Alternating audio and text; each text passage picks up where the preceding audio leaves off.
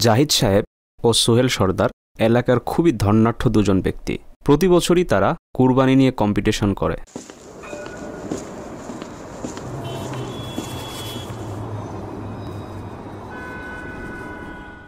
একদিন সকালে জাহিদ সাহেব চেয়ারে বসা, তার পাশেই তার দুজন ভাতিজা বসে আছে।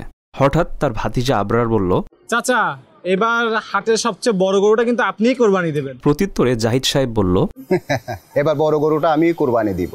সোহেল সর্দার যতই চেষ্টা করুক, এবার আমার ওটানেই বড় গরুটা আসবে। চাচা আজকেই চলেন হাটে যাই, হাটে অনেক বড় বড় গরু উঠেছে। তাহলে রাহাতকে বলো একটা পিকআপ রেডি করতে। অন্যদিকে সোহেল সর্দার তার বাড়ির বাইরে বসে আছে। পাশেই তার ছোট ভাই সুলতান। সোহেল সর্দার তার ভাইকে উদ্দেশ্য করে বলল, শুনলাম গরুর হাট নাকি ভালোই জমজমাট চলতেছে। প্রত্যুত্তরে তার ছোট ভাই বলল, জি ভাইয়া, গতবার তো জাহিদ ভাইয়েরও বড় গরু কোরবানি দিয়েছিল। এবার যদি কোনো মতে বড় গরুটা কোরবানি দিতে পারেন তাহলে এলাকায় আমাদের সুনাম হবে। বড় গরু তো কিনবই, এবার গরু নিয়ে এসে উঠানে না বাড়ির বাহিরে বেঁধে রাখবো। আমি ভাবছিলাম কিছু লোককে দাওয়াত করে খাবারে কেমন হয়। ভালো হয় ভাইয়া, তারাই এলাকায় আপনার সুনাম ছড়িয়ে দিবে। কুরবানি কুরবানি কুরবানির ঈদ এসেছে, কুরবানি কুরবানি কুরবানির ঈদ এসেছে। সেদিন বিকেলেই জাহিদ সাহেবের ভাতিজা ও সোহেল সর্দারের ছোট ভাই গরুর হাট থেকে দুটি বড় গরু ক্রয় করে নিয়ে আসে। জাহিদ সাহেব গরু দেখে বলল, গরু তো দেখছি ভালোই বড়। আগে মহল্লায় বের করি, তারপর বোঝা যাবে কাঠটা বড়। এলাকার মানুষ বলবে জাহিদ ভাই সবচাইতে বড় গরু কোরবানি দিয়েছে। অন্যদিকে সোহেল সর্দার বলল, যাক, অবশেষে এবার বড় গরুটা কিনতে পারছি।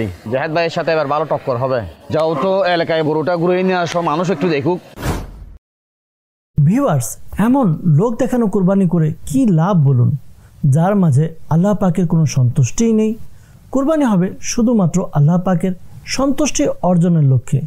কুরবানি মানে কোনো প্রতিযোগিতা নয়, কুরবানি মানে কোনো ক্ষমতা প্রদর্শন করা নয়। কুরবানি হচ্ছে হযরতে সাইয়েদনা ইব্রাহিম আলাইহিস সালামের সেই ঐতিহাসিক ত্যাগের মহান নিদর্শন, যা পালনে আল্লাহ পাক আমাদের উপরে আদেশ আরোপিত করেছেন, যা হতে হবে আমাদের হালাল উপার্জিত টাকায়, যার মাঝে থাকবে খোদাভীরুতা এবং একনিষ্ঠতার পরম পরশ। আল্লাহ তাআলা ইরশাদ করেন, কানজুল ইমানের অনুবাদ, আল্লাহ তাআলার নিকট না কখনো সেগুলোর মাংস পৌঁছে, না সেগুলোর রক্ত, তবে হ্যাঁ, তোমাদের খোদাভীরুতা তার নিকট পৌঁছে থাকে।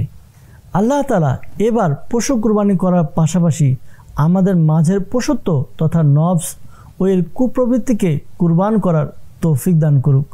আমিন।